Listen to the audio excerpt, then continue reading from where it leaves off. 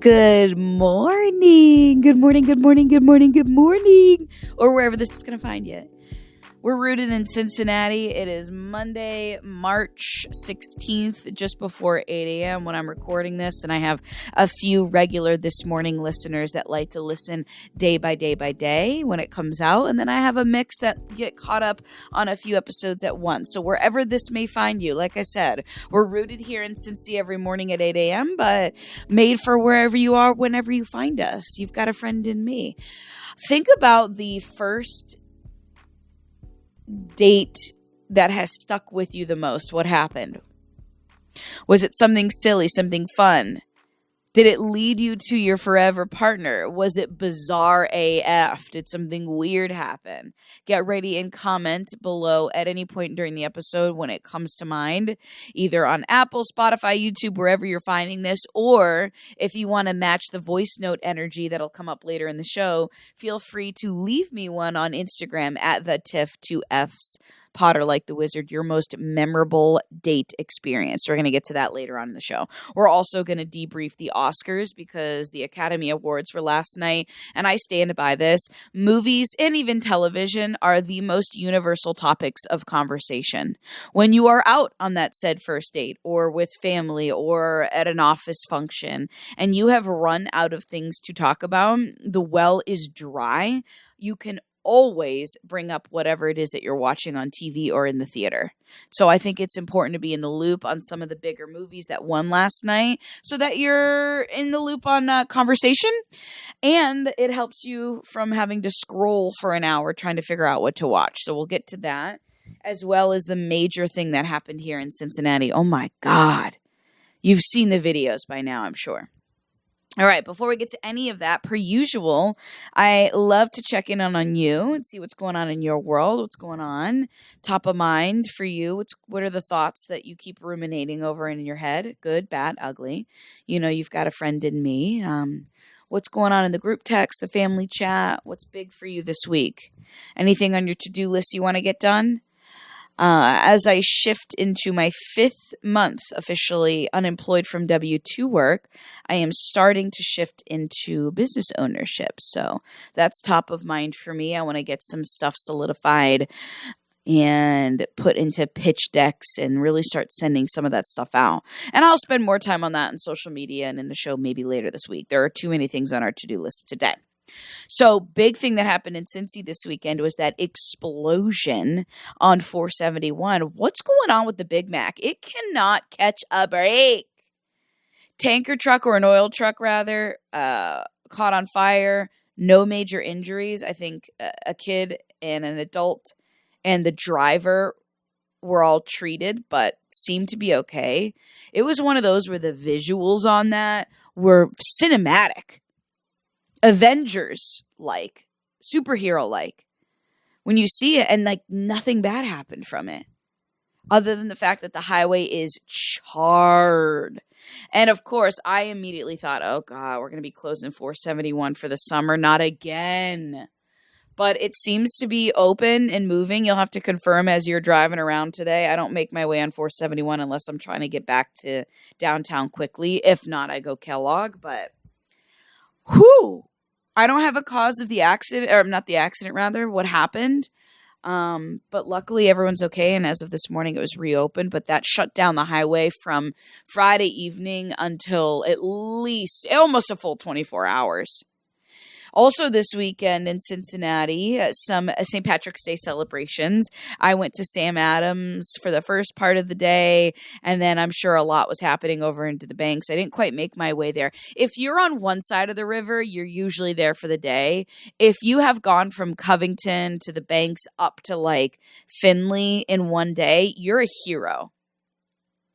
And maybe that'll be the reverse case, not this week, but next, because we're heading into opening day baseball. And my Boston Red Sox are playing my Cincinnati Reds. My two worlds are coming together on the biggest holiday of the year. Again, we will revisit that as we get closer to the actual date. I think it's next Thursday. But yeah, St. Patty's Day was good. Weather turned here in Cincy again last week, although it seems like we're going to be dipping from what we're at today, 60s and breezy, down to 20s and 30s. But what's happening is I'm noticing that the warmer weather is around for the weekend, and that, unless you have a construction worker partner like myself, is the priority. If I've got sun and 70s on Saturday and sunny, I can't complain about cooler weather during the weekend. But shout out to my mail delivery drivers like Sunshine and Josh, who's a cold beer guy delivering beers, and I know that weather swing isn't always the best. But you know what season it is here in Cincy. It's not quite creamy whip season. That comes next month. It's not quite opening day baseball season. That comes next week. But this weekend did solidify the taco truck season in gas station parking lots. Ooh, you want to get a gourmet meal? Find a taco truck in a random gas station parking lot. We could probably do a whole episode. In fact, if I can employ you to comment or send me a DM on places that you get random food that is so good and it shouldn't be.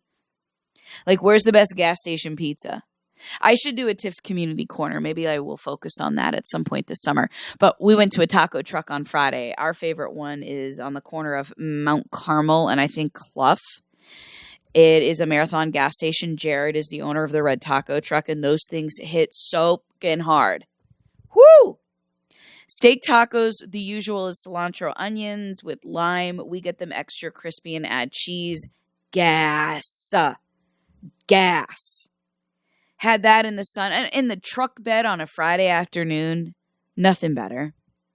I like food like that. I also enjoy eating at like the full Whole Foods Hot Bar. I like healthy, yummier foods that can be served quickly. There's not a lot of places that I know of that do lunch the way I want to do lunch in Cincinnati. I also hit a taco truck a block away on Saturday. I don't know the names of these places. I can only tell you the vibe, unfortunately.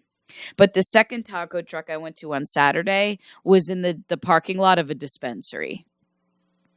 Primo real estate. But so good. It was gas. I'll tell you, inflation has hit the taco truck market, though. I spent $53 on Saturday on 8 tacos and an order of taquitos and a burrito. Which, I mean, it was like, it fed us twice. So, 3 or 4 meals worth. So I guess it was not that bad, but delish. All right. Other major things that happened in Cincinnati. I think it's important to note that Miami basketball women's won the MAC championship. So they've got a place in the March Madness tournament. Congratulations to them. They will play West Virginia on March 21st. And then also, after an undefeated regular season, Miami men's basketball is awarded a spot in the March Madness tournament as well. They will be playing up in Dayton on Thursday, the 18th. They came in ranked at number 11. Good for them. Woo-woo! So something to look forward to. By the way, Miami went 31-0 in their regular season. And I'm talking about Miami of Ohio, which is about, 35, 40 minutes from downtown Cincinnati. Isn't that awesome? 31-0 in the regular season. However, they did lose their very next game in the MAC conference tournament this past Thursday. They were beat by Massachusetts 87-83. So, very exciting though. And they will continue to play in the March Madness tournament on Thursday. Congratulations to the Red Hawks. All right. Outside of that, let's chit-chat quickly about the Oscars, things that you might need to know, other than the fact that Timothée Chalamet and Kylie Jenner just looked so sweet together on the red carpet. Unfortunately, Timmy did not come away with Best Actor. And this year it went to Michael B. Jordan for his dual role in Sinners. Here's a clip of his acceptance speech. I stand here because of the people that came before me. Sidney Poitier, Denzel Washington, Halle Berry, Jamie Foxx, Forrest Whitaker, Will Smith. And to be amongst those giants, amongst those greats, amongst my ancestors, amongst my guys. Thank you, everybody in this room. And everybody at home for supporting me over my career. I feel it. I know you guys want me to do well, and I want to do that because you guys bet on me. So thank you for keep betting on me. I'm glad that Michael B. Jordan took home the win, although Timothée Chalamet would have done wonderful as well. Marty Supreme was a great movie, but Sinners was great. And you know what? I didn't get to see if Haley Steinfeld was in the audience. She's like 8.5, 9 months pregnant. I'll have to look that up. But she also was in that movie, and I thought she did a great job. Jessie Buckley won Best Actress for Hamnet. Here she is. My family, my Irish family, they're all here. Ireland bought them flights. Where are you? Can you just... Mom, Dad, thank you for teaching us to dream and to never be defined by expectation, but to carve from your own passion. Yeah, congratulations to her. And by the way, speaking of the Irish, St. Patrick's Day is tomorrow. Other big moments from the Oscars that might be helpful to you. One Battle After Another took home Best Picture. That starred Leonardo DiCaprio, so congratulations to him. And Teyana Taylor, by the way, she looked fabulous on the red carpet, probably one of the most talked about. I don't have it exactly, but let me pull up. She wore over 18 carats of Tiffany diamond jewelry.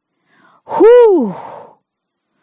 18 carats on the neck, teardrop earrings that were 12 carats apiece, platinum rings with an 11-carat diamond in one, and then a cluster of 9 carats on the other. That girl was literally dripping in diamonds. So congratulations to them.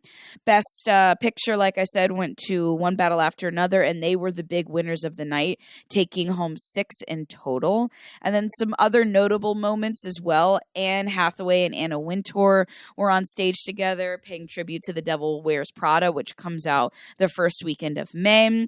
The cast of Bridesmaids reunited, all of them: Kristen Wiig, Rose Byrne, Maya Rudolph, Melissa McCarthy, Ellie Kemper. They were all on stage presenting Best Original Score.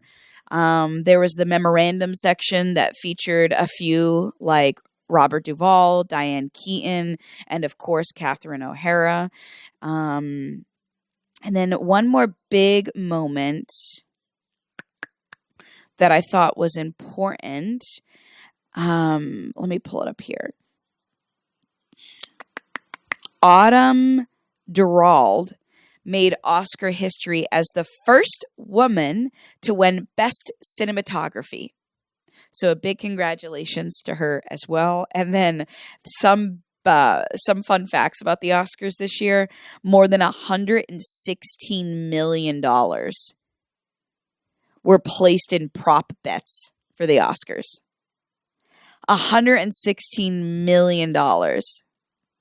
On Friday afternoon, just shy of $55 million had been bet on Best Actor. And over the weekend, it just kept growing and growing and growing. So Best Actor, who will win, Best Actress, Best Supporting, all of it. So if you're wondering, maybe where that extra money in your bank account went this weekend, someone in your household might have been betting on the Oscars. Okay. So those are the big things I wanted to get off the to-do list, stuff that I thought would be notable for conversation, etc. I did see Sinners, and I did see One Battle After Another. Both of them I highly recommend. F1 was nominated. I saw that. I thought that was great. Marty Supreme was a good one. A lot of good nominees this year. All right, let's chit-chat about your most insane date story, whether it's first, last, second, or third. The one we're going to talk about today was sent to me via voice note from my friend Kelsey, who lives out in California, in San Diego to be more specific. She went out on a first date, and it resulted in her car getting towed. And she left us this voice note over the weekend that I have to play for you. This came to my group text, but it had me giggling. And to set the scene a little bit before she tells the rest of the story. First date, it was kind of one of those where she wasn't like, I guess I'll go on it. It seemed kind of like from the energy she was like, yeah, I guess let's go for it. She's a little burnt out on the dating scene, which I think a lot of people are. But she said, all right. They did a 3-mile beach walk, which sounds right up my alley, and hers as well, especially in that sunny San Diego weather. And after the 3-mile walk, a couple of hours of chatting, walking, getting coffee, she's on her way back to her car, and she notices one up on the tow truck. And here she is telling the rest of the story. And I was like, oh, my car's over that way. So we're walking towards my car, and I couldn't remember exactly where I parked, but I knew along, where I did, so I kept, looking for my car. And then I see a tow truck, and, there's a car up on the tow truck, and I was like, well, sorry for that, sucker. And then I walk by, and I see my license plate. I'm like, wait a minute, that's my car. And I'm like, what the fuck just happened? I'm like, talking. So she went on to say, and I know the audio quality wasn't that great, but imagine that she's leaving us this voice note over a mimosa. And it's well-earned and well-deserved at that point. So it's come to find out that she never completed her registration, and they towed her car for it. And, the police do not play with car registrations. And she was like, wait a minute, no, I did it. And the police officer said, well, I can tell that you started the registration, but you never completed it. And so what ended up happening is they towed the car.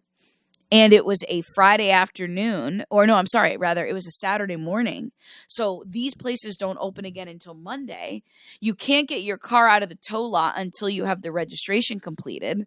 So the last I heard from her was that she was trying to run around on a Saturday morning to get it, wrapped up. How some BMVs or DMVs, whatever they're called where you are opened in, the first part of the day. Turns out she couldn't get it done on Saturday.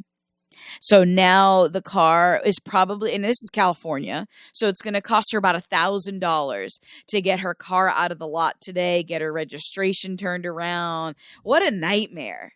What a nightmare. And not to mention, she was on the first date.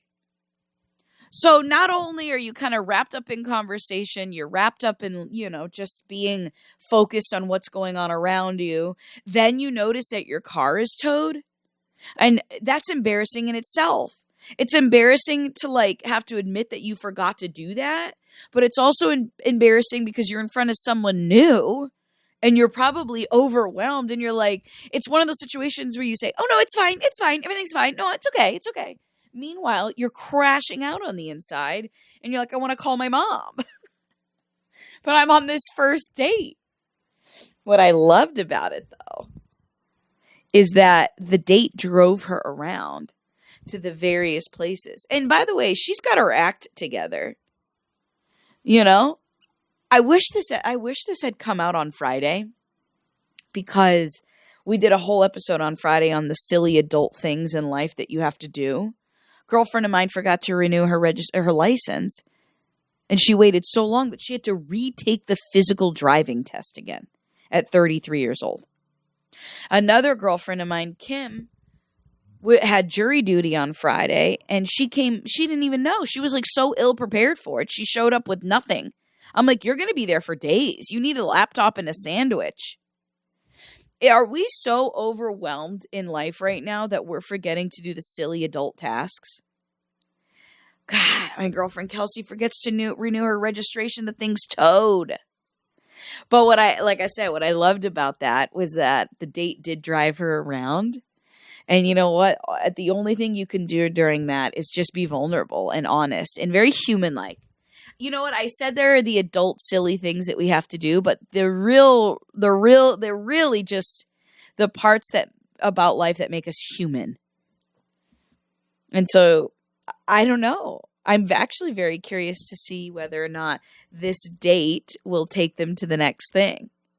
You often find that the silly, quirky, awkward, shouldn't have happened type of first dates end up being the best ones and the ones that lead you onto further dates. And I wonder if that's because they show that you're more human rather than polished. Kelsey's got her shit together in life, but she was human. And I wonder if there's a correlation there. I think back to my first date, and he wore Teva sandals. Teva sandals. I'll never forget it. And it was the quirky thing that stuck out about him, and it made him him, and there was something about that I found so endearing. And I wonder if this will be the same. And I wonder if we should do a study on that. You'll have to let me know if you have a silly story that should have been like, oh God, I'm never going to hear from this person again. But it ended up being what led you guys to be together. The human parts of relationships, the ones that show the unpolished sides. Okay, let's leave it there for now. It's a good place. Again, per usual, you can always get caught up with me on Instagram. Leave me a voice note, maybe on your awkward first date, at the Tiff, 2Fs, Potter like the Wizard. I'll see you right back here tomorrow. I appreciate you stopping by and for inviting me into your life and to the places that you love. Have a wonderful day, and we'll see you tomorrow for St. Patrick's Day.